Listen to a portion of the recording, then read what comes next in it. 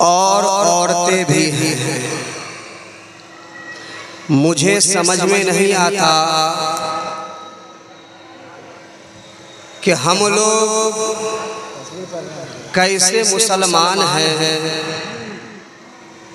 इस्लाम जिंदाबाद का नारा लगाते हैं, लेकिन मकसद होता है कि मैं जिंदाबाद रहूं, इस्लाम जिंदाबाद रहे कि ना। या हुसैन का नारा लगाते हैं, मकसद ये है कि मेरी तारीफ हो, मैं बुलंद हूँ, इमाम हुसैन का नाम रहे या ना रहे।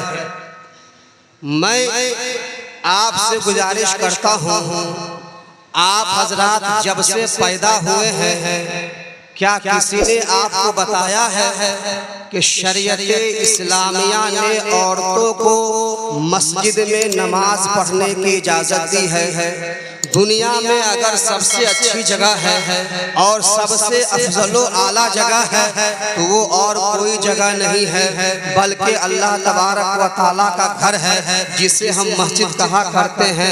आज हम मुसलमान हैं और कैसे मुसलमान हैं? इमाम हुसैन का जलसा मना रहे हैं, इमाम हुसैन का जिक्र कर रहे हैं, और मैं अपनी आंखों से देख रहा हूँ कि यहाँ मर्द भी बैठे हैं और यहाँ खवातीन भी बैठी है। अरे जरा गौर करो, आप इस्लाम के मुहिब हैं, आप इस्लाम को मानने वाले हैं, या आप इस्लाम के दुश्मन हैं? आप शरीयत को बुलंद कर रहे हैं या शरीयत को आप मिटा रहे हैं? अरे शरीयत इस्लामिया ने जिन खातून को, जिन औरतों को मस्जिदों में आने से मना कर दिया है और ये कह दिया है कि औरतें घर में नमाज पढ़ेगी, आपको किसने इजाजत दे दिया है कि आप औरतों को जलसागाह में बुलाते हैं? यही औरतें हैं जिन्हें मर्द भी देखा करते हैं, यही औरतें हैं जिन्हें भी लौंडे भी देखा करते हैं, यही औरतें हैं जिन्हें नौजवान देखा करे हैं। अरे मज़हब इस्लाम में जब औरतें मस्जिद में नहीं आ सकती है तो भला जलसागाह में कैसे?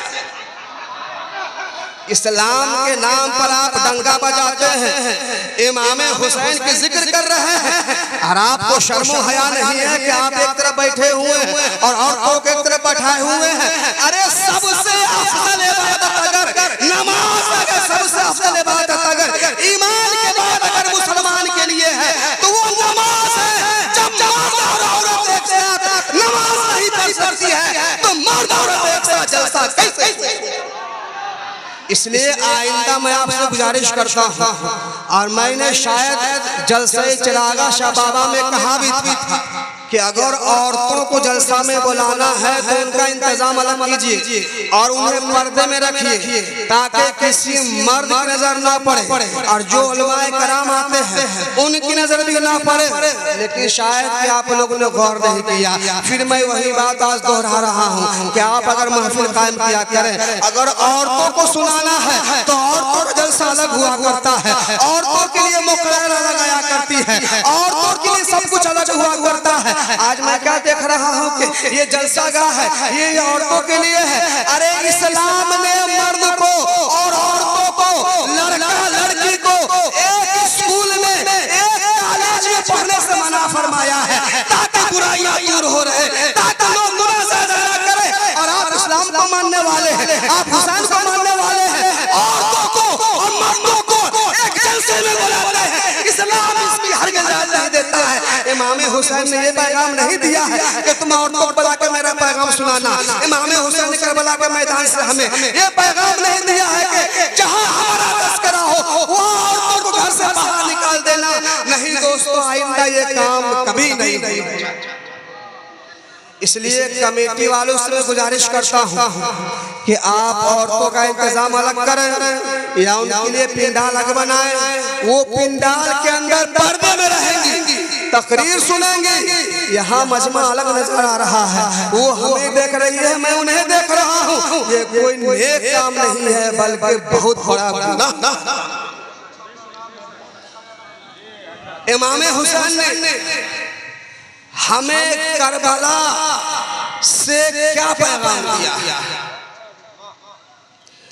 आखिर इमाम हुसैन इतनी दूर सफर करके करबला में आते क्यों हैं? आप अपने घरों को छोड़ करके यहाँ आए हैं जलसा सुनने के लिए, कोई न कोई मकसद आपका है कि नहीं? लोग दूर दराज से आए हैं जलसा सुनने के लिए। गर्जे कि आप दुनिया में जो भी काम किया करते हैं बेमकसद नहीं किया करते हैं, हर एक काम का मकसद हुआ करता है। इमाम हुसैन है, मदीना शरीफ से सफर कर रहे हैं, आखिर करबला के मैदान में आते क्यों हैं? उनका मकसद क्या था? उन्होंने हमें सबक क्या दिया है?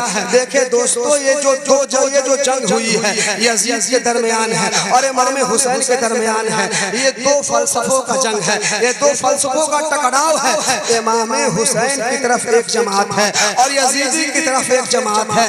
यजीदी का कहना ये था कि ताकत ही हक है। यजीद क्या कह रहे थे? उनका कहना था हुसैन से कि ऐ हुसैनियों, ताकत ही हक है। यानी जिसके पास ताकत है वही हक पर है, जिसके पास कुव्वत है वही हक पर है, जिसके पास अफराद है वही हक पर है। ये यजीदियों की सोच थी। इमाम हुसैन का कहना था कि ताकत ही हक नहीं है, बल्कि हक ही ताकत है। कि जिसके पास हक है, जो हक पर कायम है, अगर से उसके पास ताकत नहीं है, अगर से उसके पास अफराद नहीं है, अगर से उसके पास जमीन जायदाद नहीं है, मगर जो हक पर है वही ताकत हुआ करते हैं। और यजीदी का कहना यह था कि नहीं, बल्कि ताकत जिसके पास है वही हक पर हुआ करता है।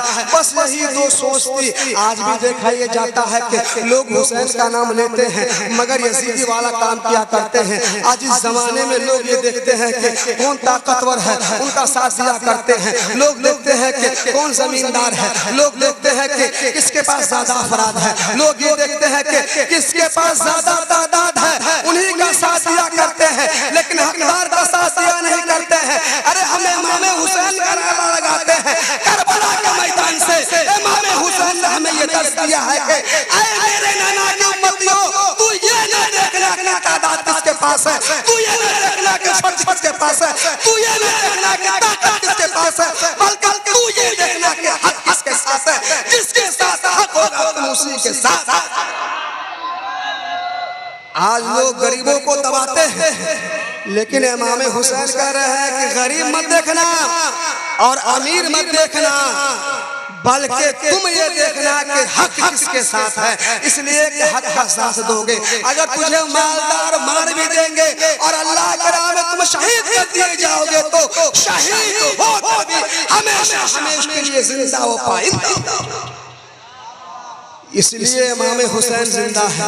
और एक मैं आपको पैगाम दे रहा हूँ, आज लोग ये कह दिया करते हैं ये सुलह कुलियत का जमाना है। लोग ये समझते हैं कि हर फिरका एक ही हुआ करता है, सब लोग नमाज पढ़ा करते हैं, सब लोग कुरान की तिलावत किया करते हैं, सब उसी अल्लाह को माना करते हैं, सब उसी नबी को माना करते हैं। जब सबका कुरान एक है, जब सबका अल्लाह एक है, जब सबका नबी एक है, जब सबकी मस्जिद एक है, सबकी तेरे, तो क्या वजह है कि आप लोग दूसरे के पीछे नमाज नहीं पढ़ा करते हैं? आप कहते हैं उसके पीछे नमाज नहीं होगी, आखिर वजह क्या है? क्या वो कुरान नहीं पढ़ा करते हैं? क्या वो अल्लाह को नहीं माना करते हैं? क्या वो नबी का कलमा नहीं पढ़ा करते हैं? अरे जिस नबी का कलमा हम पढ़ते हैं वो भी पढ़ा करते हैं, जिस अल्लाह को वो मानता है हम भी माना करते हैं, जो कुरान को वो मानता है हम भी तस्लीम करते हैं। फिर आखिर वजह क्या है कि हमारी नमाज उसके पीछे जायज नहीं होती है? मैं उनसे कहता हूँ कि हम जो सवाल क्यों कर रहे हो, ये करबला का मैदान है। करबला के मैदान में एक तरफ 22,000 है और एक तरफ से 72-82 है और पंजवा नमाज़ें हो रही है, अज़ानें भी हो रही है, नमाज भी हो रही है, जमात भी हो रही है, लेकिन हुसैनियों की जमात अलग हो रही है, यजीदियों की जमात अलग हो रही है। आप पूछे इमाम हुसैन से कि इमाम हुसैन, यजीदियों के पास ताकत ज्यादा है, उनके अफराद ज्यादा है, वो भी उसी अल्लाह को मान रहा है, वो भी उसी नबी का कलमा पढ़ रहा है, वो भी कुरान की तिलावत कर रहा है। आप उनके पीछे नमाज क्यों नहीं पढ़ लेते हैं? किताबों की तारीख में है कि कभी ऐसा नहीं हुआ कि इमाम हुसैन के अफराद में से किसी ने किसी टाइम भी यजीदियों की इब्तिदा की हो। हाँ, यजीदी लोग तो कभी कभी हुसैन के पीछे आ जाया करते थे, लेकिन जितने हुसैनी थे किसी वक्त भी नमाज यजीद के पीछे नहीं पढ़ी है। इसकी वजह क्या है? इमाम हुसैन पैगाम देते हैं, ऐ मेरे नाना के उम्मतियों, तू कुरान ना देखना, तू हदीस ना देखना, तू अल्लाह की बातें ना देखना, तू ये ना देखना कि अल्लाह को कौन मान रहा है, तू ये ना देखना कि नबी को कौन मान रहा है, तू ये ना देखना कि कुरान कौन पढ़ रहा है, तू ये देखना कि कौन नबी का वफादार है और कौन नबी का गद्दार है। जो नबी का वफादार होता है नमाज उसके पीछे होती है, जो नबी का गद्दार होता है नमाज उसके पीछे।